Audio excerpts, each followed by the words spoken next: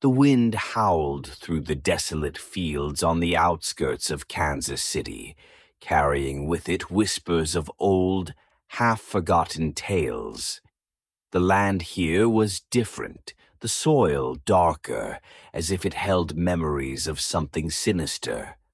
Among the tall, swaying cornstalks stood a solitary figure, its silhouette grotesque against the moonlit sky.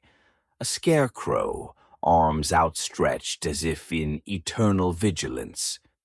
Locals rarely spoke of it openly, but the legend of the Scarecrow had been passed down through generations, an eerie tale that sent shivers down the spine of anyone who dared to listen. It was said that the Scarecrow was no ordinary guardian of the crops. Crafted by the hands of Henry Williams, an eccentric and reclusive farmer, it was imbued with a malevolent spirit, one that awakened under the light of the full moon. Henry had always been a peculiar man, his connection to the land deeper than that of any other farmer in the area. He was a solitary figure, his weathered face and calloused hands testament to years of toiling in the fields. But it wasn't just his isolation that set him apart. It was the strange rituals he performed, often under the cover of darkness, that made the townsfolk uneasy. They whispered that he had made a pact with forces beyond comprehension, seeking to protect his farm from intruders and thieves who had plagued his land. Desperate and driven to the brink of madness by the constant losses, Henry had crafted the Scarecrow with meticulous care. Each stitch and knot was made with intent, and as he placed the final piece of straw, he muttered words in a language no one understood. The first signs that something was amiss came shortly after. Animals began to avoid the fields, their usual pathways rerouted in wide arcs around the Scarecrow's post. The few who ventured too close were found mutilated, their bodies grotesquely twisted as if by some unseen force. People, too, started to go missing. Drifters, teenagers on dares, even a few curious townsfolk. Those who ventured into the fields at night often never returned. The few who did return spoke of the Scarecrow coming to life, its eyes glowing with an unnatural light, its limbs moving with a terrifying grace. They described the feeling of being watched, of cold hands brushing against their skin, and of a voice that whispered in the wind, promising death to those who trespassed. Henry, when confronted, would simply smile, a sad and knowing smile that offered no comfort. "The land protects itself," he would say, his eyes distant. "The Scarecrow is just a tool, a guardian." But there was something in his tone, a hint of regret and fear, that suggested even he had lost control over his creation. As the years passed, the legend grew. Parents warned their children to stay away from the fields, and hunters and trespassers learned to give the Williams farm a wide berth. Yet the Scarecrow stood, an eternal sentinel, its presence a reminder of the dark bargain made by a desperate man. On nights when the moon was full and the wind carried the scent of autumn leaves, the townsfolk would glance nervously towards the fields, their hearts quickening with an ancient fear. They knew that the Scarecrow was out there, waiting, its straw-filled body imbued with a life that defied nature. And so the legend endured, a chilling tale that kept Kansas City on edge. A story whispered in hushed tones, a reminder that some terrors are woven into the very fabric of the land, waiting patiently for those foolish enough to cross their path. Detective Sarah Mitchell squinted against the morning sun as she pulled up to the crime scene. The air was thick with the scent of freshly turned earth, and the distant hum of tractors. She stepped out of her car and surveyed the Williams farm, a sprawling expanse of cornfields stretching out in every direction. The farmhouse, a weather-beaten relic from another era, stood silently in the distance, its windows reflecting the early light. Sarah had been called to many crime scenes in her career, but something about this one felt different, darker. The radio chatter had been vague, mentioning only a gruesome discovery on the outskirts of the city. As she approached the cluster of police vehicles and uniformed officers, she could sense the unease in the air. "Morning, Detective," Officer Daniels greeted her, his face pale and drawn. "You're gonna want to see this." Sarah nodded and followed him through the corn rows, the tall stalks rustling ominously around them. The path opened into a small clearing where a makeshift scarecrow stood, its form twisted and grotesque. Just beyond it, she saw the body. The victim was a middle-aged man, his clothes torn and bloodied. His face was contorted in a rictus of terror, eyes wide open as if he'd seen something unimaginable in his final moments. Deep gashes marred his skin, and his limbs were bent at unnatural angles, as though he had been tossed around like a rag doll. Sarah crouched beside the body, examining the wounds. "Any ID on him yet?" Daniels shook his head. "Nothing. No wallet, no phone. We're running his fingerprints through the system now."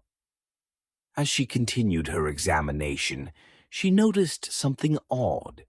Straw, bits of it embedded in the man's wounds and scattered around the clearing.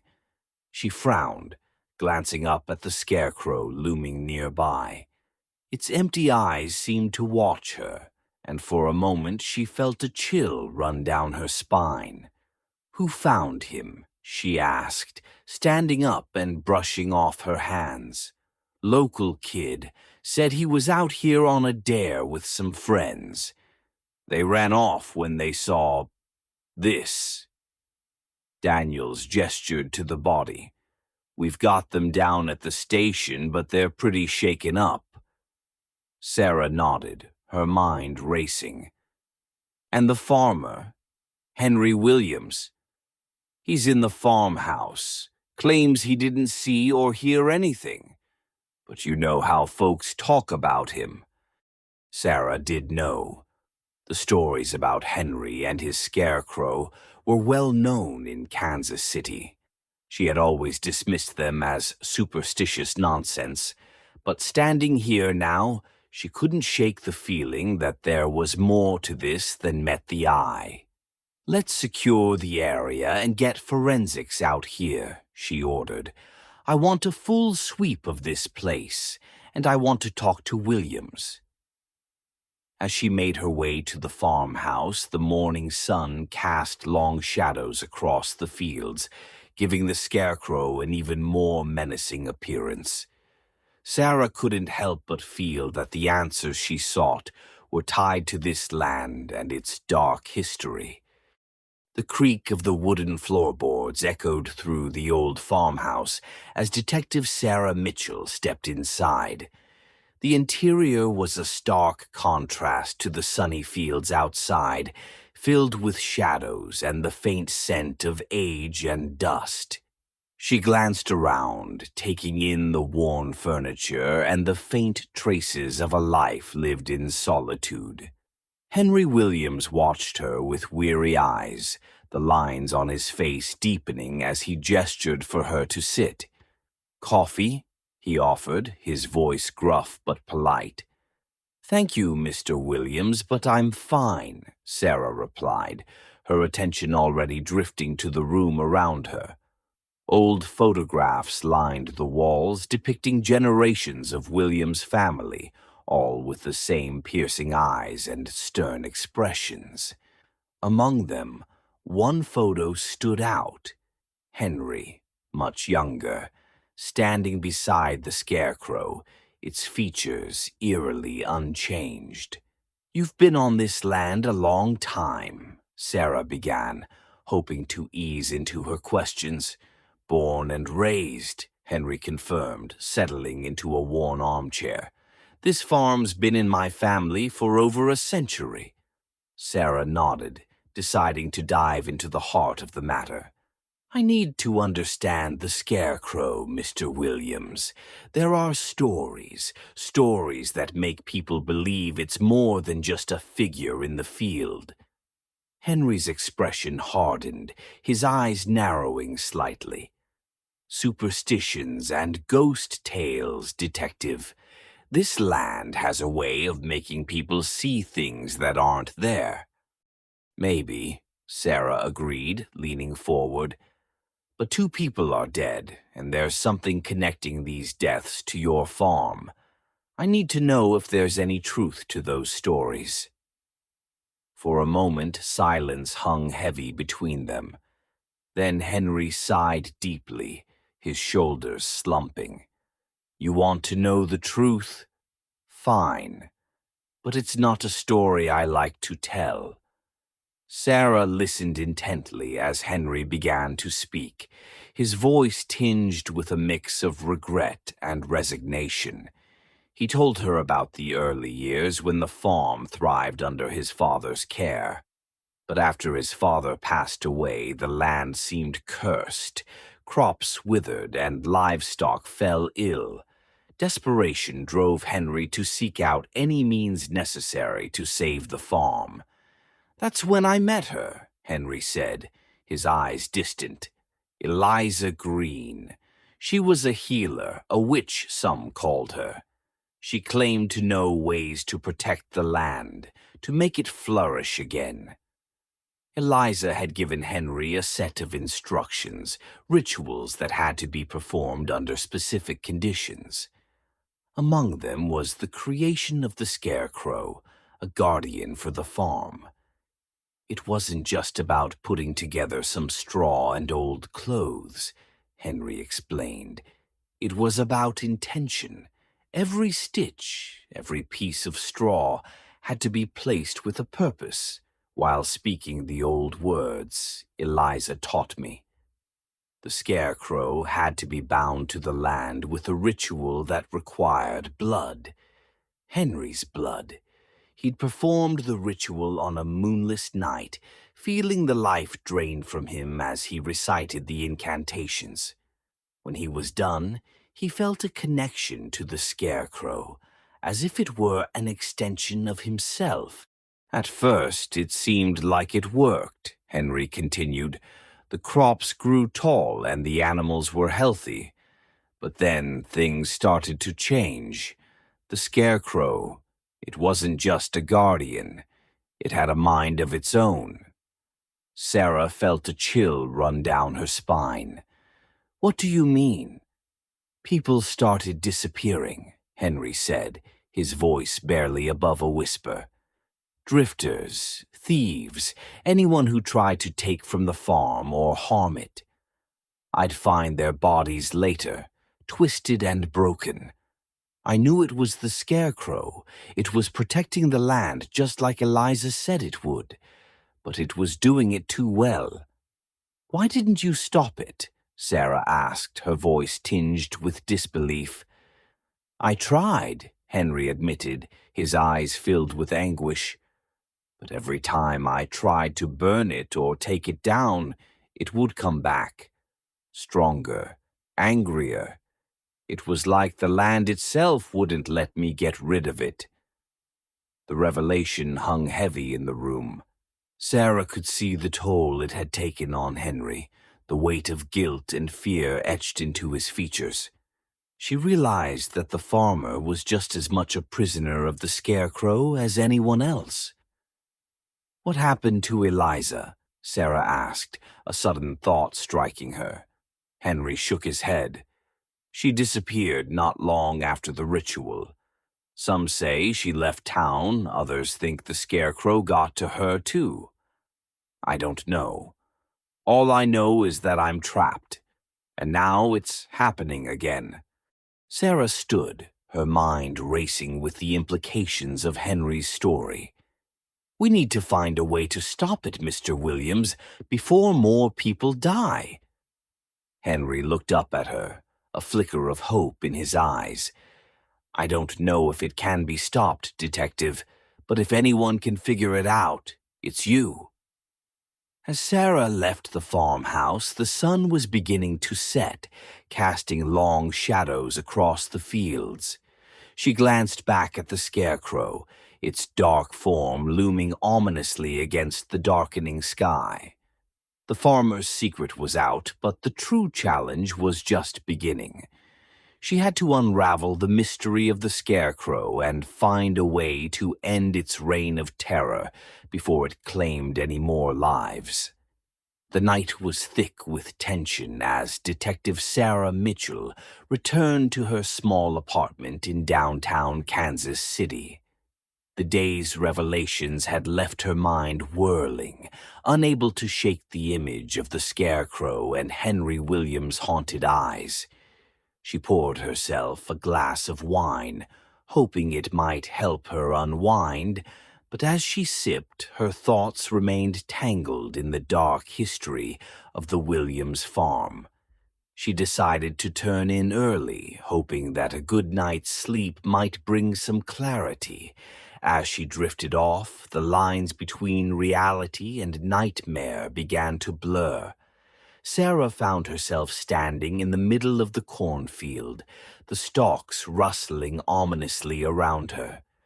The moon hung low and full in the sky, casting an eerie glow over the landscape. She could hear whispers carried on the wind, voices speaking an ancient language she couldn't understand. Her heart pounded as she moved through the field, the sense of being watched growing stronger with each step. Ahead of her loomed the Scarecrow, its presence overwhelming in the moonlight. Its eyes seemed to glow with a malevolent light, and as she drew closer she could see that its face was no longer just burlap and straw. It had taken on a disturbingly human-like quality, with features that seemed to shift and twist. Suddenly, the Scarecrow's arms moved, breaking free from their wooden post. It reached out towards her, its fingers long and clawed. She tried to scream, but no sound came out. The Scarecrow's eyes bore into hers, and she felt an icy grip around her throat, tightening until she could no longer breathe. Just as she was about to succumb to the darkness, she jolted awake, drenched in sweat, her heart racing. Sarah sat up in bed, gasping for breath, the echoes of the nightmare still vivid in her mind. She glanced around her bedroom, reassuring herself that she was safe. But as she calmed, she noticed something that made her blood run cold. A faint, musty smell of straw lingered in the air. The following morning, Sarah arrived at the precinct with dark circles under her eyes and a newfound determination.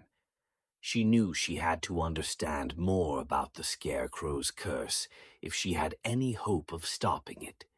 She headed straight to the archives, hoping to find any historical records or folklore that might shed light on the entity that now haunted her dreams. Hours passed as she pored over old documents, but it wasn't until she stumbled upon a worn, leather-bound journal that she found a clue. The journal belonged to Eliza Green, the mysterious healer Henry had mentioned. Her entries detailed rituals and spells, many of which were aimed at binding and controlling supernatural forces. One passage caught Sarah's eye. The guardian of the land must be created with intent and bound by blood. But beware, for the spirit summoned is ancient and will demand a price. It will protect, but it will also consume. Only the purest of hearts can hope to undo the binding, and even then, The cost may be great. Sarah felt a chill as she read Eliza's words. The Scarecrow was not just a protector. It was a force that demanded a heavy toll. She needed to find someone with knowledge of ancient rituals, someone who could help her interpret Eliza's writings and possibly reverse the curse. Later that evening, Sarah sat in her apartment, staring at the pages of Eliza's journal spread out on her coffee table. She felt a deep sense of unease, knowing that she was dealing with something far beyond her usual experience. Her phone buzzed again, this time with a text from an unknown number. "Beware the Scarecrow. It watches, it waits. Trust no one." She looked around her apartment, suddenly feeling exposed and vulnerable. The warning was clear, but who had sent it? And how did they know so much? As Sarah prepared for bed, she couldn't shake the feeling that she was being watched. She checked her locks and windows, double-checking them before finally lying down. Sleep came fitfully, plagued by visions of the Scarecrow and the ominous whispers from her dreams. The nightmares returned, more vivid than before. She saw the Scarecrow standing over her, its eyes burning with an unholy light. It spoke to her, its voice a rasping whisper. "You cannot stop me. The land is mine. Blood will be paid." Sarah awoke with a start, her heart pounding in her chest. She knew that the Scarecrow was more than just a cursed figure.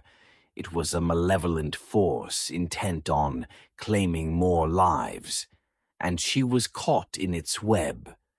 Determined not to be its next victim, Sarah resolved to dig deeper into Eliza Green's rituals and find a way to end the Scarecrow's reign of terror. But she couldn't do it alone.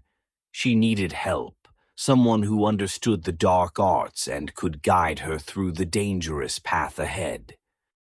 As the first light of dawn crept through her window, Sarah prepared for the battle that lay ahead. The Scarecrow might be watching, but she was ready to fight back. She would uncover the truth, no matter the cost, and put an end to the nightmares once and for all. Detective Sarah Mitchell's morning coffee tasted particularly bitter as she navigated the winding roads back to the Williams farm. She couldn't shake the lingering dread from her nightmare and the ominous text warning her to trust no one. As she approached the farm, the flashing red and blue lights of police vehicles greeted her, amplifying the knot in her stomach. She parked and hurried over to where Officer Daniels stood, his face etched with a grim expression. "What's the situation?" she asked, trying to keep her voice steady. Daniels shook his head. "It's bad, Detective. Another body. Same MO as the last one. Looks like the work of our Scarecrow."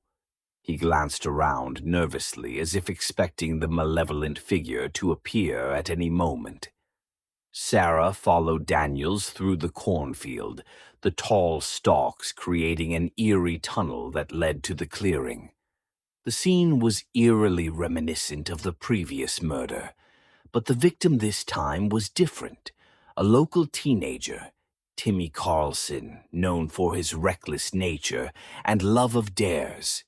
Timmy's body lay sprawled on the ground, his limbs contorted at unnatural angles, his face frozen in a mask of terror. Deep gashes marked his flesh, and once again, straw was scattered around him and embedded in his wounds. Sarah knelt beside the body, her heart aching for the boy's family. "We need to talk to his friends," she said, looking up at Daniels. "Find out what they were doing out here and if they saw anything." Daniels nodded and gestured to a couple of officers to start canvassing the area. "Already on it. They're pretty shaken up, but We'll get their statements. As Sarah stood, she noticed Henry Williams standing at the edge of the clearing, his face a mask of despair. She walked over to him, sensing that he was as much a victim in this as anyone else. "Mr. Williams, we need to talk," she said gently. Henry looked up at her, his eyes haunted. "I never wanted this, Detective. The Scarecrow was supposed to protect the farm, not this." His voice cracked with anguish. Sarah placed a reassuring hand on his shoulder. "I know, Henry. We're going to figure this out. But I need your help. There must be something in Eliza Green's writings, some way to stop this." Henry nodded slowly. "There might be something. I'll help you, Detective. Whatever it takes." They returned to the farmhouse where Sarah spread out Eliza's journal and other documents she had gathered. Together they pored over the cryptic texts, searching for any clue that might break the curse. As the hours passed, the sun began to set, casting long shadows across the room. Sarah's eyes were drawn to a passage in Eliza's journal that she hadn't noticed before. It spoke of a counter-ritual, one that required the heart of the land's guardian and a willing sacrifice. "Henry, look at this," she said, pointing to the passage. "Do you think this could work?" Henry's face paled as he read the words. "It's dangerous, Detective. The heart of the guardian. That's the Scarecrow. And a willing sacrifice. Someone has to give their life willingly." Sarah's mind raced. "There has to be another way. Maybe we can weaken it first, make it vulnerable. But we need more information, more help." Just then, her phone buzzed with another message from the unknown number. "Beware those close to you. Trust no one." She looked up at Henry, the warning echoing in her mind. She needed to find someone who understood these dark rituals, someone outside this cursed circle. An old friend of hers, Professor Abigail Carter, was an expert in folklore and the occult. If anyone could help, it was her. "Henry, I need to make a call. There's someone who might be able to help us," Sarah said, stepping outside to dial Abigail's number. As she waited for the professor to answer, Sarah couldn't shake the feeling that time was running out. The Scarecrow was growing more aggressive, more deadly, and she knew they had to act quickly. "Abigail, it's Sarah. I need your help. It's urgent," she said as soon as the call connected. She quickly explained the situation, the murders, and the Scarecrow's curse. Abigail listened intently. "Sarah, this sounds serious. I'll be there as soon as I can. But be careful. If the Scarecrow is truly bound by such dark magic, it will not let go easily." As Sarah ended the call, she felt a glimmer of hope. With Abigail's expertise and Henry's knowledge, they might just have a chance to end this nightmare. But the warning texts and her haunting dreams reminded her that danger lurked at every corner. She couldn't afford to trust anyone blindly, not even herself. Returning to the farmhouse, Sarah and Henry continued their research, preparing for Abigail's arrival. As the night deepened, the wind outside picked up, rustling the cornfields and carrying with it the ominous whispers of the Scarecrow's curse. The second murder had shaken the town, but it had also galvanized Sarah's resolve. She would not rest until the Scarecrow was destroyed and the curse lifted. But she knew the path ahead was fraught with peril, and the true battle was just beginning. The wind howled outside the Williams farmhouse, carrying with it the whispers of the past and the ominous promise of more bloodshed. Inside, Detectives Sarah Mitchell and Henry Williams pored over the ancient texts and Eliza Green's journal, their only sources of hope in unraveling the mystery of the Scarecrow. As the first light of dawn began to filter through the dusty windows, a knock at the door broke the tense silence. Sarah opened it to find Professor Abigail Carter standing on the porch, her face serious and her eyes sharp with determination. "Sarah," Abigail greeted, stepping inside and shaking off the chill. "You've got yourself tangled in something very dark here." Sarah nodded, grateful for her friend's presence. "I'm glad you could come, Abigail. We need all the help we can get." Abigail set her bag down and took a seat at the table, her gaze sweeping over the scattered papers and the worn journal. "Tell me everything." As Sarah and Henry recounted the events, Abigail listened intently, occasionally asking pointed questions. When they finished, she picked up Eliza's journal, her fingers tracing the faded ink of the cryptic passages. "This counter-ritual," Abigail began. "It's dangerous, but it might be your only chance. We need to weaken the Scarecrow first, make it vulnerable. The journal mentions the heart of the Guardian. That's likely its core, the source of its power." Sarah nodded, remembering the passage. "But it also talks about a willing sacrifice. We can't ask someone to give their life." Abigail's eyes were solemn. "There might be a way around that. Rituals like these are often metaphorical. The sacrifice could mean something else, giving up something precious or enduring a great ordeal. We need to be careful and interpret it correctly." Henry leaned forward, his voice shaky but determined. "I'll do whatever it takes. This is my fault. I brought this curse upon the land." Abigail reached out, placing a reassuring hand on his. "We'll figure this out together. But first we need more information. There must be more writings, more clues. Eliza wouldn't have left this half-finished." Sarah remembered the warning texts she had received. "There's someone out there who knows about the Scarecrow, who warned me to trust no one. They might have more information." Abigail's eyes narrowed. "Then we need to find them. But be cautious, Sarah. This person might have their own agenda." The three of them spent the next few hours combing through the documents, piecing together fragments of the ritual. They found references to a hidden location on the farm, a place where Eliza had conducted her rituals and possibly where the Scarecrow was created. "We need to find this place," Sarah said, her voice filled with urgency. "It might hold the key to stopping the Scarecrow." Henry nodded. "I think I know where it is. There's an old shed deep in the cornfields.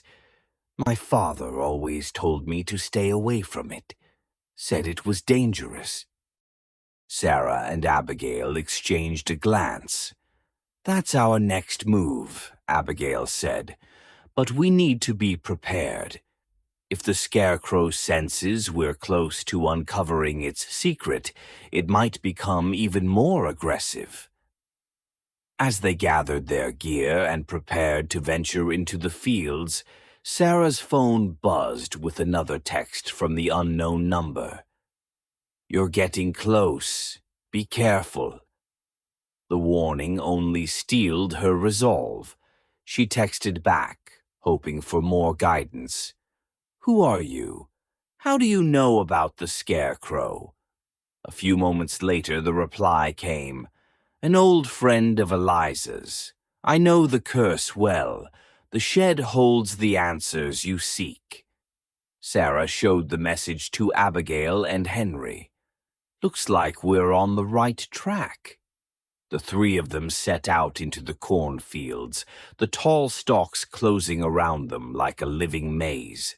The wind whispered through the leaves, creating an eerie soundtrack to their journey. Henry led the way, his steps sure despite the tension in his shoulders. After what felt like hours, they reached the old shed. It was a dilapidated structure, half hidden by overgrown weeds and vines. The air around it felt heavy, charged with an unseen energy. Abigail took a deep breath. This is it. Stay close and be ready for anything. They pushed open the creaky door and stepped inside. The interior was dark and musty, filled with old tools and forgotten relics. In the center of the room stood an altar, covered in strange symbols and remnants of ancient rituals. Sarah felt a chill as she approached the altar. This is where it all began. Abigail examined the symbols, her brow furrowed in concentration. These markings, their protective spells, Eliza must have used them to contain the Scarecrow's power. Henry pointed to a weathered book on the altar. That's her grimoire. It has to have the answers. Sarah carefully picked up the book, its pages brittle with age. As she flipped through it, she found detailed instructions for the counter-ritual, along with a map of the farm and notes about the Scarecrow's creation. We have what we need, Abigail said, her voice filled with determination. But we need to act fast. The next full moon is tomorrow night. That's when the Scarecrow will be at its strongest. Sarah nodded, her resolve hardening. We'll be ready. We'll end this curse once and for all. As they left the shed and made their way back through the cornfields, the sense of urgency grew. The Scarecrow's presence loomed over them, a constant reminder of the danger they faced. But they had a plan, and they had each other. Together they would uncover the ritual and put an end to the nightmare that had haunted Kansas City for far too long. The full moon was rising, and the final battle was about to begin. The night was unnervingly quiet as Detective Sarah Mitchell, Professor Abigail Carter, and Henry Williams made their final preparations.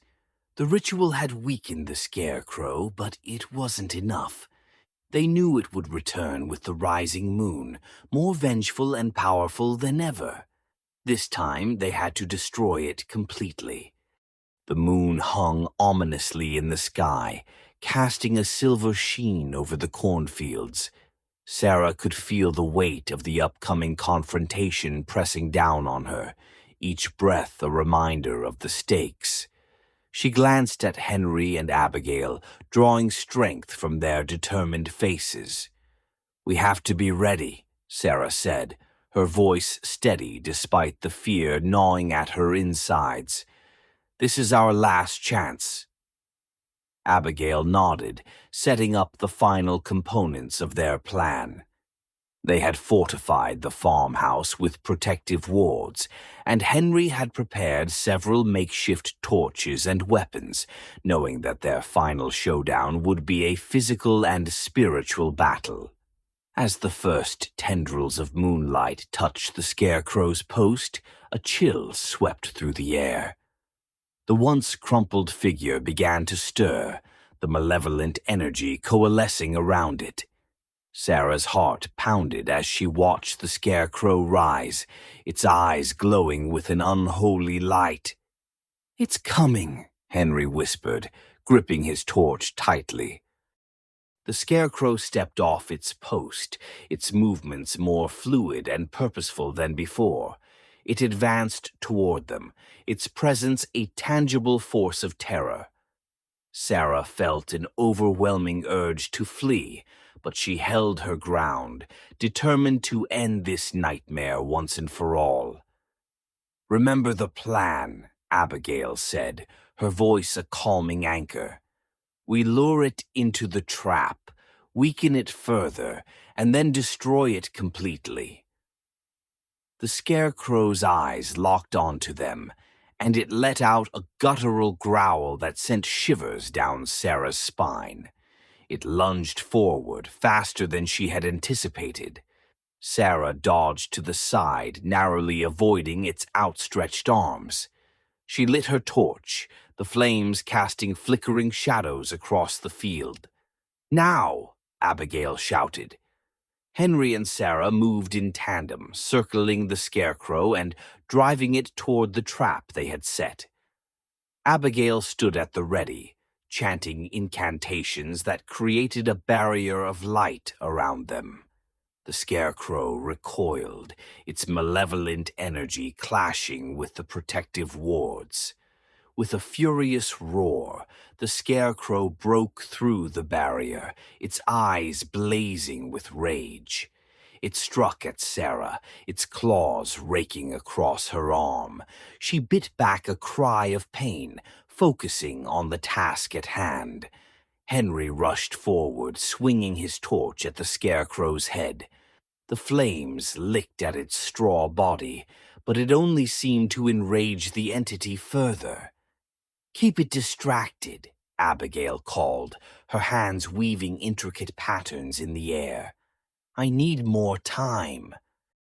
Sarah and Henry fought with everything they had, their movements a desperate dance around the Scarecrow.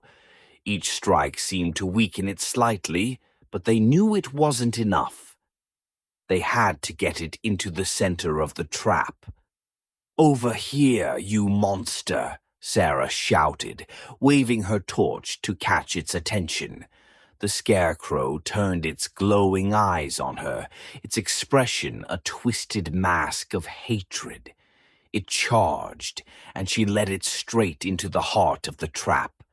Abigail's voice rose in a final incantation, the air crackling with power. The ground beneath the Scarecrow erupted in light, the protective wards forming a cage of energy around it. The Scarecrow thrashed and screamed, its movements growing more frantic as it tried to escape. "Now, Sarah!"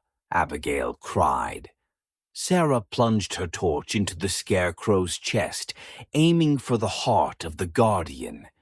Henry joined her, stabbing at it with a sharpened piece of wood. The Scarecrow let out a final ear-piercing scream as the flames consumed it, the dark energy dissipating into the night. For a moment the world was silent, the air heavy with the scent of burning straw. Sarah watched as the Scarecrow's body crumbled to ash, the glowing eyes dimming until they were nothing but smoldering embers. "We did it," Henry whispered, his voice filled with awe and relief. "It's over." Sarah dropped to her knees, exhaustion and pain washing over her. Abigail rushed to her side, wrapping a bandage around the gash on her arm. "You were incredible, Sarah." "We all were." As they stood together, the first light of dawn began to break over the horizon, casting a golden glow across the fields. The Scarecrow was gone, and with it, the curse that had plagued the Williams farm for generations. Sarah looked at her friends, feeling a deep sense of gratitude and connection. They had faced the darkness together and emerged victorious. But she knew that the scars of this battle would linger, a reminder of the power of the land and the strength of those who protected it. "We need to make sure this never happens again," Sarah said, her voice firm despite her weariness. "The knowledge of these rituals, this power, it has to be safeguarded." Abigail nodded. "We'll make sure of it. The land is free, but we must remain vigilant."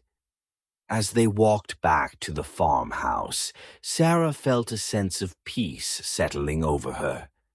They had confronted the darkness and won, but more importantly, they had forged bonds that would endure long after the ashes of the Scarecrow had blown away. The nightmare was over, but their work was just beginning.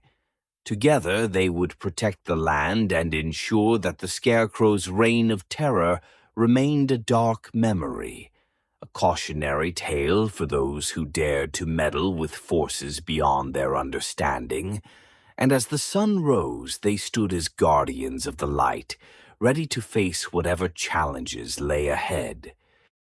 The sun rose gently over the Williams farm, its rays casting a warm, golden light that seemed to breathe life back into the land. The horrors of the past nights felt distant, almost surreal, as if the Scarecrow's malevolent presence had been nothing more than a bad dream.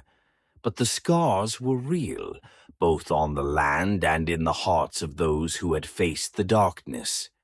Detective Sarah Mitchell stood at the edge of the cornfield, looking out over the now peaceful landscape.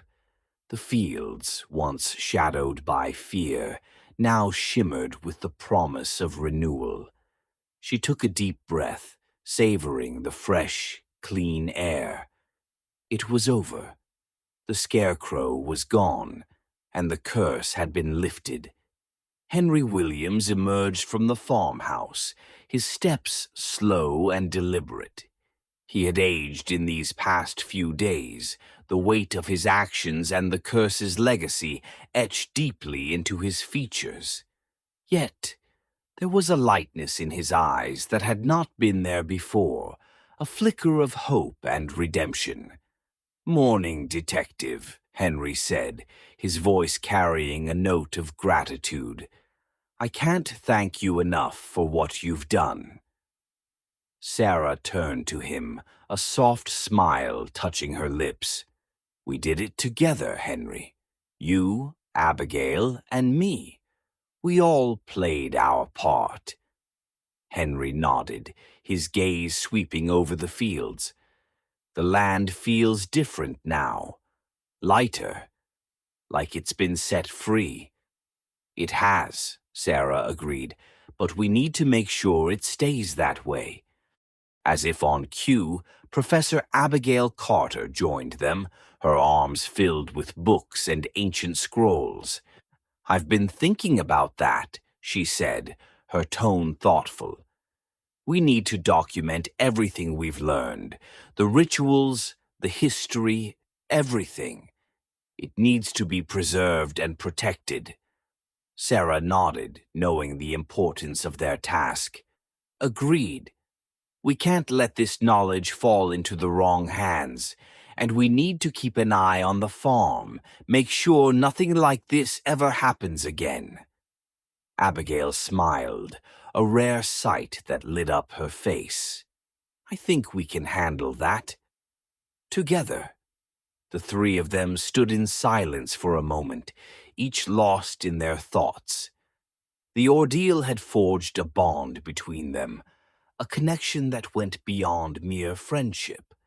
They were guardians now, protectors of a land that had been saved through their courage and determination. As the day wore on, the townsfolk began to arrive, drawn by curiosity and relief. They marveled at the transformation of the farm, the sense of peace that now enveloped it. Sarah watched as Henry spoke to them, his voice filled with humility and resolve. He was a changed man, no longer the reclusive farmer burdened by guilt and fear. Later, as the sun dipped below the horizon, casting a warm orange glow over the fields, Sarah found herself alone in the clearing where the Scarecrow had once stood. The remnants of the ritual were gone, the ashes scattered to the wind. She felt a sense of closure, a quiet satisfaction that they had done what needed to be done. But there was also a sense of anticipation, a feeling that their journey was far from over. The world was full of mysteries and dangers, and she knew they had only scratched the surface. As long as there were forces of darkness, there would be a need for those willing to stand against them. Sarah's phone buzzed, pulling her from her thoughts. It was a message from the unknown number that had guided her through the darkest moments. "Well done, detective. The land is safe for now, but your work is not over." She looked out at the fields, a determined glint in her eyes. "I know," she whispered to herself. "I'm ready." As she turned to walk back to the farmhouse, she felt a sense of purpose, a calling that resonated deep within her soul. The Scarecrow's curse was broken, but the world was vast, and there were many more shadows to confront. She was ready to face them, with Henry and Abigail by her side. Together they would protect the light, ensuring that the darkness never claimed another soul. The battle had been won, but the war was far from over, and Sarah Mitchell was more than ready for the fight. As Sarah walked away, the first stars began to twinkle in the sky, a reminder of the endless possibilities and the infinite battles yet to be fought. The land was at peace, but Sarah knew that true peace required constant vigilance, and she was prepared to watch over it, for as long as it took. This was just the beginning.